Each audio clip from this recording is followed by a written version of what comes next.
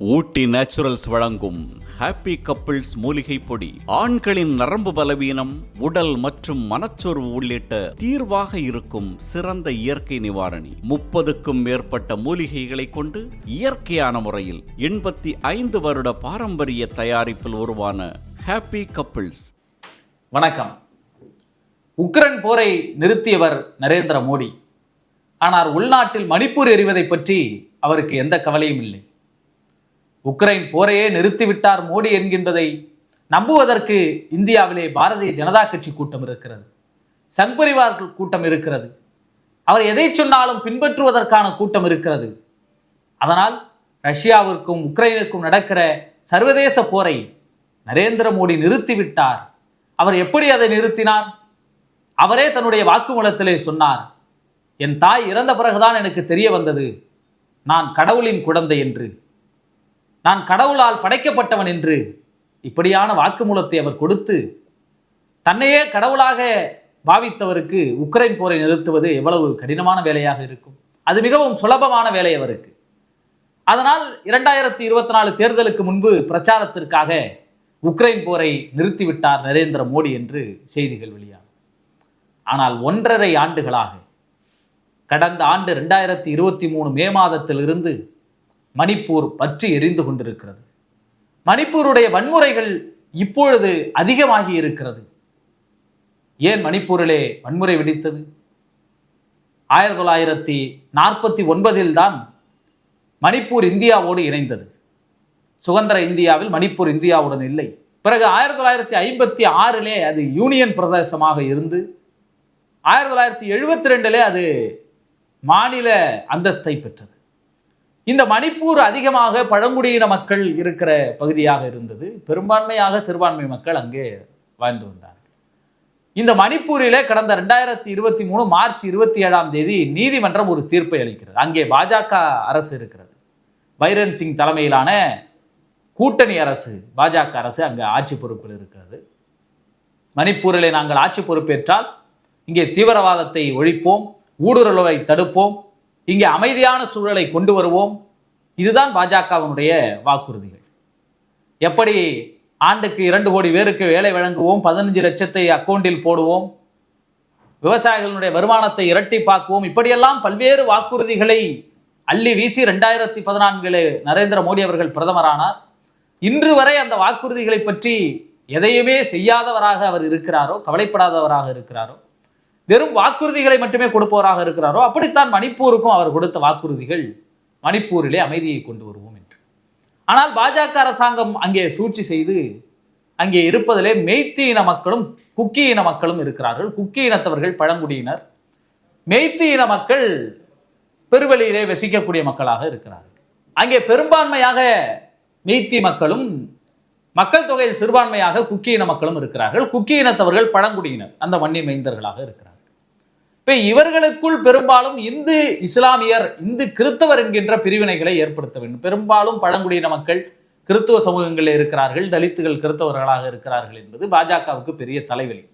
RSS பிரச்சாரங்களே அவர்களை மையப்படுத்தி தான் இருக்கும். ஏனென்றால் மதமாற்ற தடை சட்டத்தை பாஜக ஆளுகிற மாநிலங்களில் போடுகிறவர்கள், ஜிகாத், லவ் ஜிகாத்துக்கு எதிராக பிரச்சாரத்தை மேற்கொள்ளுகிறவர்கள், குறிப்பாக ஆதிவாசிகளும் தலித்துகளும் மதமாறினாலோ, அவர்கள் இதை போன்ற நடவடிக்கைகளில் ஈடுபட்டாலோ, அவர்களை மதமாற்றினாலோ கூடுதல் தண்டனைகளை வகுத்து சட்டத்தை ஏற்றி இருக்கிறார். அதற்கான காரணம் அவர்கள் பெரும்பாலும் கிறிஸ்தவ மதத்துக்கு மாறக்கூடியவர்கள் என்கின்ற நோக்கம் அவர்களிடத்திலே உண்டு.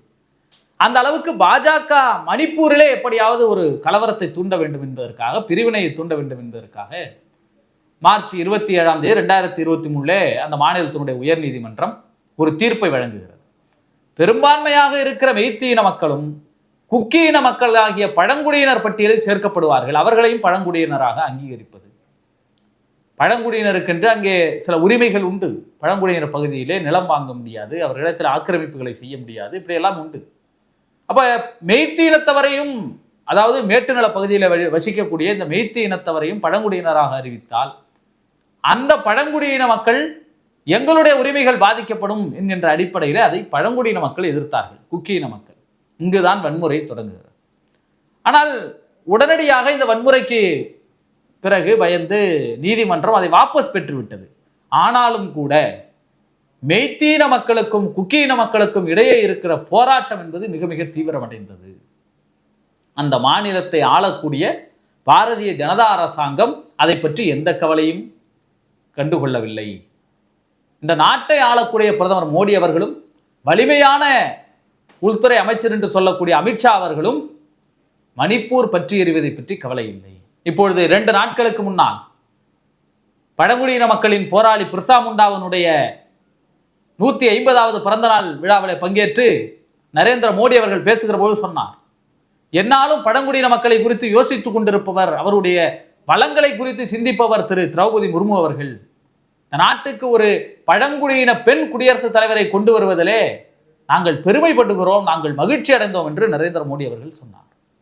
ஆனால் இந்த நாட்டிற்கு பழங்குடியின இனத்தைச் சேர்ந்த ஒரு பெண் குடியரசுத் தலைவராக இருக்கிற காலகட்டத்திலேயே மணிப்பூரிலே குக்கி இன பழங்குடியின இனத்தைச் சேர்ந்த ஒரு பெண்ணை நிர்வாணமாக அழைத்து சென்றார்கள், ஊர்வலமாக அழைத்து சென்றார்கள். அந்த கொடூரம் அரங்கேறியது, அதை நாடே பார்த்தது. ஆனால் அதை பற்றியெல்லாம் இவர்கள் எந்த கவலையும் அடையவில்லை. அதை குறித்து அந்த போரை நிறுத்த வேண்டும் என்பதற்கு, அந்த உள்நாட்டு போரை முடிவுக்கு கொண்டு வர வேண்டும் என்பதற்கான எந்த பேச்சுவார்த்தைகளை மேற்கொள்ளவில்லை. இப்பொழுது மீண்டும் மணிப்பூர் பற்றி எறிந்து கொண்டிருக்கிறது. சமீப காலங்களிலே கொஞ்சம் அமைதியான சூழல் நிலை வந்தது, எந்த போராட்டங்களும் பெரிய அளவில் இல்லாமல் இருந்தது. ஆனால் கடந்த 2 தினங்களாக மணிப்பூர் மீண்டும் கொழுந்து விட்டு எரிகிறது. அங்கே எங்கே பிரச்சனை தொடங்கியது? அந்த மாநிலத்திலே குக்கி இன பழங்குடியின இனத்தைச் சேர்ந்த ஒரு பெண்ணை கூட்டு பாலியல் வன்கொடுமை செய்து எரித்து கொலை செய்திருக்கிறார்கள்.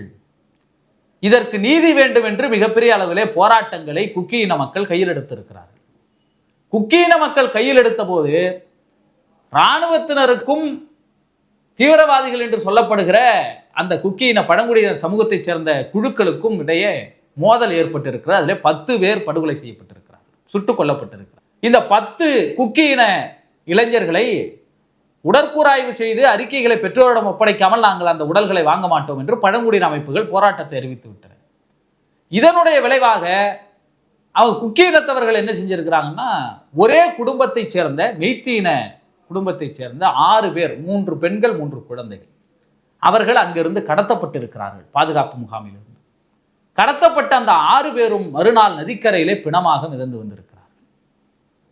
இந்த கொடுமை மெய்த்தீன மக்களை கோபமடைய வைத்திருக்கிறது. ஒரு பக்கம் 10 பேரை பலி கொடுத்த அந்த பழங்குடியின மக்கள் குக்கியின மக்களுக்கும், இந்த பக்கம் 6 பேரை ஒரே குடும்பத்தைச் சேர்ந்தவர்களை பலி கொடுத்த மெய்த்தீன மக்களுக்கும் வன்முறை மேலும் பிடித்திருக்கிறது.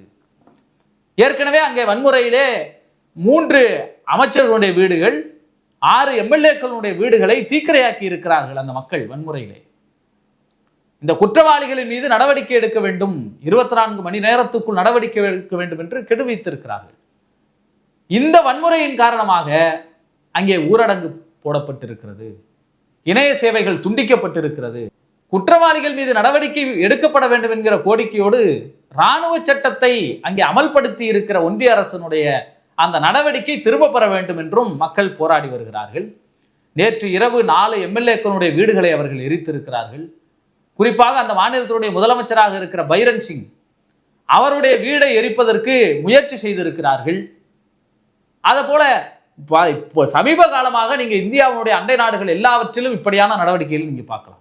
காட்டாட்சி செய்யக்கூடிய அவ்வளவு பெரிய நாட்டினுடைய பிம்பங்களாக கருதப்பட்ட அமைச்சர்கள் எல்லாம், அதிபர்கள் எல்லாம் அடித்து விரட்டப்பட்டதை எல்லாம் நாம் பார்த்து கொண்டுதான் இருக்கிறோம். இலங்கையிலே என்ன நடந்தது? இலங்கையிலே ராஜபக்சேவனுடைய குடும்பம் இப்பொழுது வங்கதேசத்திலே அந்த நாட்டினுடைய அதிபராக இருந்த ஷேக் ஹசீனா அவர் அடித்து விரட்டப்பட்டால், இந்தியாவிலே தான் அவருக்கு நரேந்திர மோடி அவர்கள் தான் தஞ்சம் கொடுத்து வைத்திருக்கிறார். அப்படி பல்வேறு நாட்டு அதிபர்களுடைய நிலையை நாம் பார்க்கிறோம். அதுதான் இன்று பற்றி எரிகிற மணிப்பூரிலும் நடந்து கொண்டிருக்கிறது. முதல்வருடைய வீடு அங்கே தாக்கப்படுது, முதல்வருடைய வீட்டை குறிவைத்திருக்கிறார்கள். அந்த அளவுக்கு எல்லை மீறி போராட்டங்கள் போய்கொண்டிருக்கிறது. காஷ்மீரிலே அப்படித்தான் இணைய சேவையை முடக்கி விடுவார்கள், உத்தரப்பிரதேசத்தில் முடக்குவார்கள். இணைய சேவையை முடக்குகிறார்கள் என்றால் அங்கே வன்முறை கட்டவிழ்த்து விடப்பட்டிருக்கிறது என்று பொருள், கட்டுப்படுத்த முடியவில்லை என்று பொருள். மகாராஷ்டிரா தேர்தல் பிரச்சாரத்தில் இருந்த அமித்ஷா அவர்கள் பிரச்சாரத்தை ரத்து செய்துவிட்டு அதிகாரிகளோடு ஆலோசனை நடத்தி இருக்கிறார். பிரதமர் என்ன செய்து கொண்டிருக்கிறார்? பிரதமர் வழக்கம் போல ஊர் சுற்றுவதற்கு கிளம்பி இருக்கிறார். அவர் பிரதமராகுவதற்கு முன்பு பல்வேறு காரணங்களால் அவருடைய விசா தடை செய்யப்பட்டிருந்தது. பல நாடுகளுக்குள் அவருக்கு நுழைவதற்கு அனுமதி தரப்படவில்லை. அதனால் தானோ என்னவோ தெரியவில்லை, 2014 அவர் பிரதமரான உடனேயே நரேந்திர மோடி அவர்கள் பூட்டான் நாட்டுக்கு முதல் முறையாக பயணம் மேற்கொண்டார். அதிலிருந்து இந்த 10 ஆண்டு காலம் அவர் வெளிநாடுகளுக்கெல்லாம் போய்கொண்டிருக்கிறார். அந்த வெளிநாட்டுகளுக்கு போவதிலே அவர் முன்னே போவார். அதானி அவர்களுக்கான ஒப்பந்தங்கள் அது கையெழுத்தாகி அது வரும். அவர் எந்தெந்த நாடுகளுக்கெல்லாம் செல்லுகிறாரோ, இந்திய நாட்டினுடைய பெருமையை பேசுவதற்காக போனாரா என்பது தெரியாது. இந்திய நாட்டுக்கான வளங்களை பெற்றுவதற்கு போனாரா என்று தெரியாது. மாறாக அதானி நிறுவனத்துக்கு ஒப்பந்தங்களை வாங்கி கொடுப்பதற்காக அவர் போயிருக்கிறார் என்பதையெல்லாம் செய்திகள் வெளிவந்தது நாம் பார்த்தோம். அப்படித்தான் இப்பொழுது பிரதமர் நரேந்திர மோடி அவர்கள் பிரேசிலிலே இருக்கிறார்.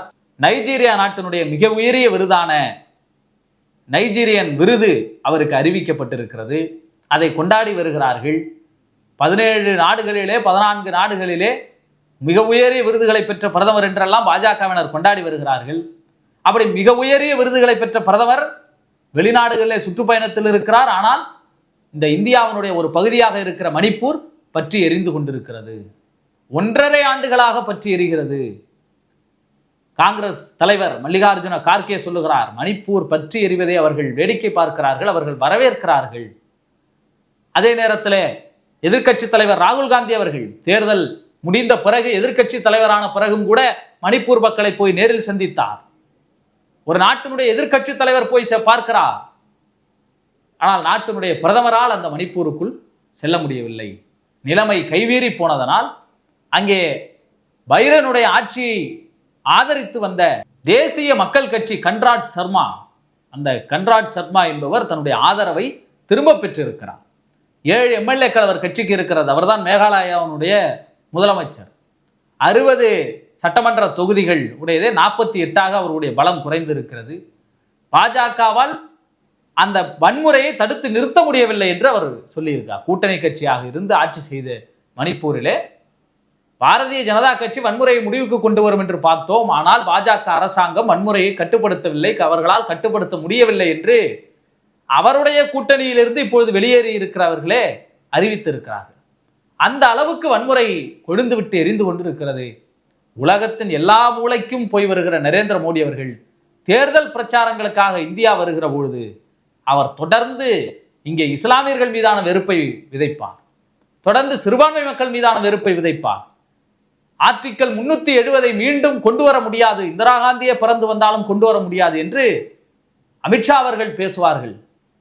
புல்டோசரை கொண்டு வந்து உங்கள் வீடுகளை இடிப்பதற்கு நிறுத்துவோம் என்று யோகி ஆதித்யநாத் பேசலாம்.